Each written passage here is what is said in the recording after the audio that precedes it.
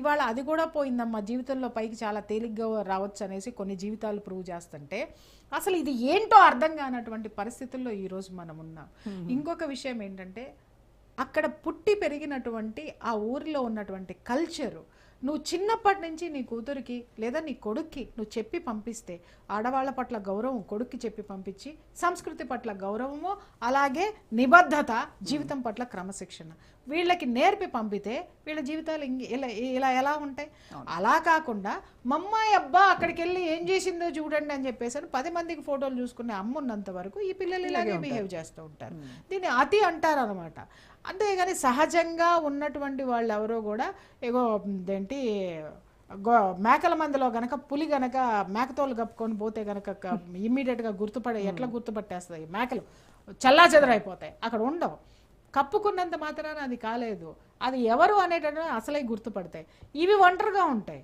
ఈ ఒంటరితనంతో వీళ్ళందరూ ఒక చోట చేరేది ఎక్కడంటే ఇగో ఇలాంటి కల్చర్ ఈవెంట్లు ఇలాంటి గోల మేము వెనకబడిపోతున్నాం. ఇదంతా ఎందుకు జరుగుతుందంటే రోజా ఒకటే చెప్తున్నాను, ఏ మతంలోనైనా రెస్ట్రిక్షన్స్ ఉన్నాయి, మన ధర్మంలో లేదు.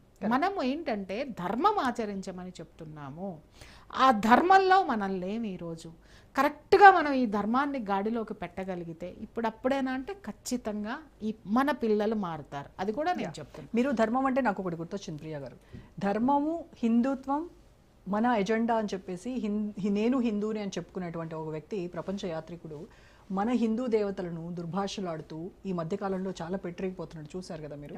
ఏంటంటారు ఆయన దాని వెనుకున్న ఎజెండా ఏంటి అసలు?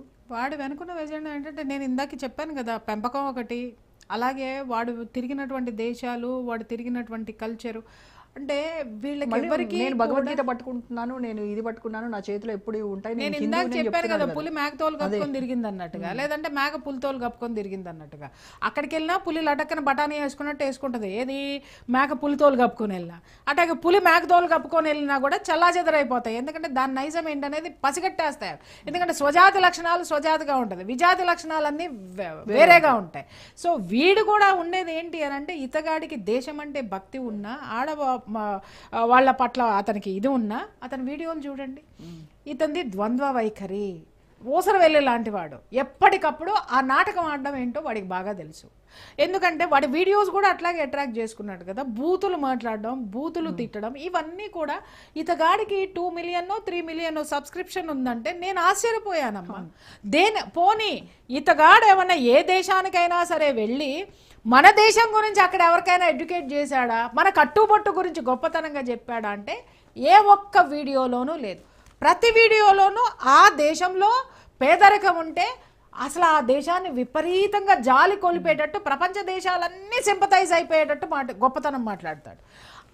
గొప్పగా ఉన్న దేశం దగ్గరికి వెళ్ళి, అంటే రిచ్నెస్ ఉన్న దేశమో లేదా వీడికి నచ్చిన దగులుబాజీ దీనికో పోయాడు అనుకోమ్మా, చూచారా ఇక్కడ ఎలా ఉన్నావో, ఎంత బాగుందంతే అని చెప్పేసి అని భారతదేశంలో అయితే ఆ దేశం బాగుపడదు అని మొదలు పెడతాడు. అంటే ఏంటి, దేశాన్ని తిడితే వీడికి వ్యూవర్షిప్ ఎక్కడి నుంచి పెరుగుతుంది చెప్పండి? పాకిస్తాన్ నుంచి పెరుగుతుంది, ఇతర దేశాల నుంచి పెరుగుతుంది. హిందూ హెట్రేట్స్ ఎవరైతే ఉంటారో వాళ్ళందరికీ అందరూ కలిసి వీడికి సబ్స్క్రైబర్స్. నిన్న మొన్న జరిగిన విషయంలో నిజంగా హిందువులు ఎవరైతే ఉన్నారో మొత్తం అన్సబ్స్క్రైబ్ అయ్యారు. సబాష్, నిజంగా చెప్తున్నా, అది హిందువు, అది హిందువమ్మా. హిందుత్వం లేదని అనకు.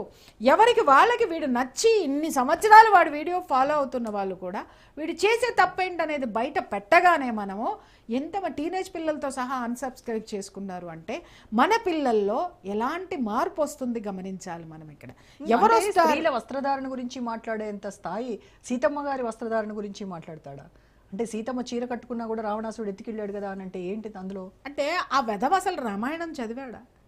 రామాయణం నిజంగా చదివిన వాడికి ఎవరికైనా క్రమశిక్షణ వస్తుందమ్మా, సీతమ్మ పట్ల భక్తి గౌరవం పెరుగుతుందమ్మా, వాడిలో వాడికి ఆత్మవిశ్వాసము, వాడి కర్మభూమి పట్ల వాడికి విపరీతమైనటువంటి భక్తి ఉంటుందమ్మా. ఇవన్నీ వాడికి ఏం లేవు. కాబట్టే ఏం విన్నాడు వాడు, ఎవడెవడో మాట్లాడినవి. ఇప్పుడు ఒక్కొక్కడు మాట్లాడుతూ ఉంటాడు కదా, భారతదేశము భరతమాత అంటావు, మీ భరతమాతకు మొగుడెవడరా అని అడిగే చెత్త వెధవలు మాట్లాడేటటువంటి ఆ సెక్షన్కి చెందిన వాడే వీడు కూడా అనమాట. వీడు ఎక్కడ పడితే అక్కడ ఆ భజన చేసుకుంటూ బతికేటటువంటి ఒక పారాసైట్ వీడు. వీడు మన దేశంలోకి వచ్చాడా లేకపోతే వస్తాడా తీసి పక్కన పెడితే తెచ్చి భూస్థాపితం చేయాలి ఇట్టంటాడు. బతికుండగా భూస్థాపితం ఒక్కడిని చేస్తే ఇంకొకడు మాట్లాడడానికి భయపడతాడు. నీకు గుర్తుందో లేదో ఇదే స్టూడియోలో కూర్చొని మనం ఒకడిని నోరు మోయించాం. ఆ రోజు మనం చాలా ఫేస్ చేసాం.